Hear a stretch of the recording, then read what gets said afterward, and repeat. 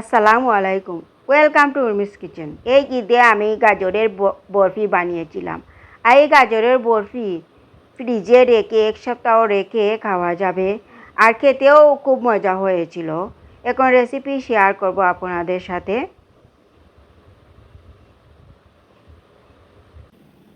গাজরের বরফি বানানোর জন্য আমি গাজরকে গ্রেট করে আমি ডিপ ফ্রিজে রেখেছিলাম। এখন বের করে নিয়েছি বরফি বানানোর জন্য। এখানে নিয়েছি লিকুইড দুধ, এখানে নিয়েছি 2 ধরনের বাদাম, কিশমিশ,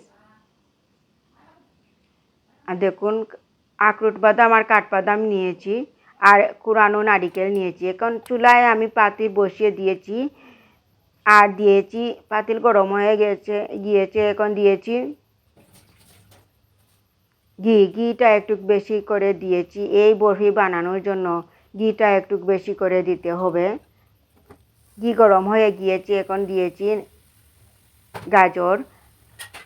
বেশ কিছু সময় রান্না করব যাতে গাজরের আইসটা গলে যায়। বেশ কিছু সময় রান্না করার পর দেখুন আইসটা গলে গিয়েছে।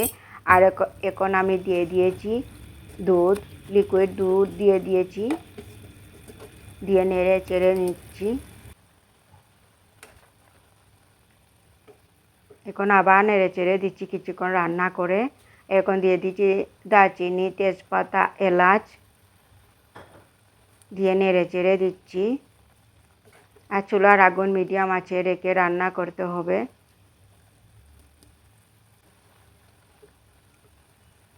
এখন দিয়ে দিচ্ছি নারিকেল, কুড়ানো নারিকেল। এই গাজরের বরফির মধ্যে নারিকেলটা খেতে কিন্তু দারুণ লাগে। এখন নারিকেল দিয়ে নেড়ে চেড়ে দিচ্ছি।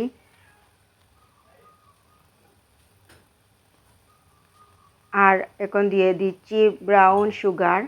আপনারা চাইলে সাদা চিনিটা দিতে পারেন। ব্রাউন সুগার দিয়ে আমি নেড়ে চেড়ে দিচ্ছি। আর এখন দিয়ে দিচ্ছি বাদামকে আমি এমনিতেই দিয়ে দিচ্ছি, আপনারা চাইলে ঘি দিয়ে ভেজে দিতে পারেন। এখন নেড়ে চেড়ে দিচ্ছি বাদাম দিয়ে।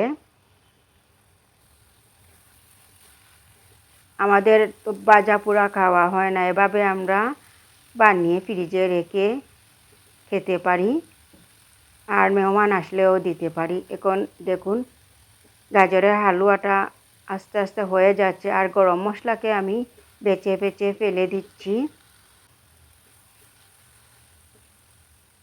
আর এখন দিয়ে দিচ্ছি গুঁড়া দুধ দিয়ে আবার নেড়ে চেড়ে ভালো করে মিশিয়ে নিচ্ছি। আর দিয়েছি আর একটু ঘি। আপনারা চাইলে আরও একটু বেশি ঘি দিতে পারেন। যখন দেখবেন ঘিটা বের হওয়া শুরু হয়েছে, তখন বুঝতে হবে গাজরের বরফি বানানো হয়ে গিয়েছে, রেডি হয়ে গিয়েছে। দেখুন আস্তে আস্তে ঘিটা বের হয়েছে। এখন আমি চুলা থেকে নামিয়ে নিব। আমার হয়ে গিয়েছে গাজরের বরফি বানানোর জন্য। এখন আমি একটা প্লেটে নিয়েছি, নিয়ে এভাবে চাপিয়ে চাপিয়ে দিচ্ছি চারিদিকে বরফি বানানোর জন্য। দেখুন এখন আমি দিয়ে দিচ্ছি উপর থেকে বাদাম।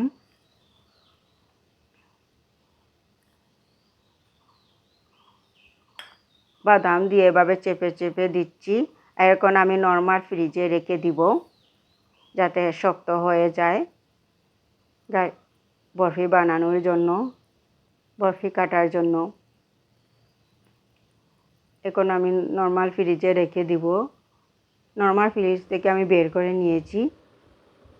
এখন একটা চাকু দিয়ে কেটে নিব বরফি করে নিব। দেখুন কত সুন্দরও হয়েছে, খেতেও মাশাআল্লাহ খুব মজা হয়েছিল। এভাবে কেটে নিচ্ছি বরফি সাইজ করে। আসলে একটা জিনিস আমার ভুল হয়েছে, প্লেটের মধ্যে আমি ঘি মাখিয়ে নিলে আরও বেশি ভালো হতো। দেখুন কত সুন্দরভাবে উঠে আসছে।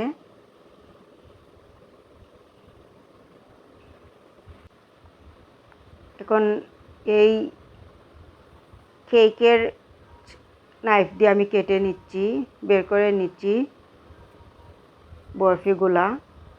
আর দেখুন কত সুন্দরভাবে উঠে আসছে। প্লেটের মধ্যে ঘি মাখিয়ে নিলে আরও বেশি সুন্দরভাবে উঠতো। দেখুন, আর আসলে খুব মজা হয়েছিল, মাশাআল্লাহ, এতটা মজা হয়েছিল। একবার বানিয়ে খেয়ে দেখুন কতটা মজা হয় এই বরফিটা। যারা ভাজা পোড়া খান না, এভাবে বানিয়ে খেতে পারেন আর ফ্রিজে রেখে দিতে পারেন 1 সপ্তাহ পর্যন্ত। এখন আমি একটা প্লেটে পরিবেশন করছি। দেখুন কত সুন্দর হয়েছে আর খেতে দারুণ মজা হয়েছিল।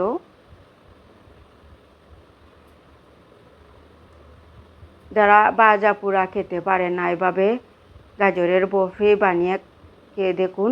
আর একটা পুষ্টিকর গাজরের বরফি, বাচ্চাদের জন্য খুব মজাদার একটা আর পুষ্টিকর। দেখুন কত সুন্দর হয়েছে। দেখুন কতটা শক্ত হয়েছে আর খেতেও দারুণ মজার হয়েছিল। আপনারা এভাবে বানিয়ে নিতে পারেন। সবাই ভালো থাকবেন। আল্লাহ হাফিজ।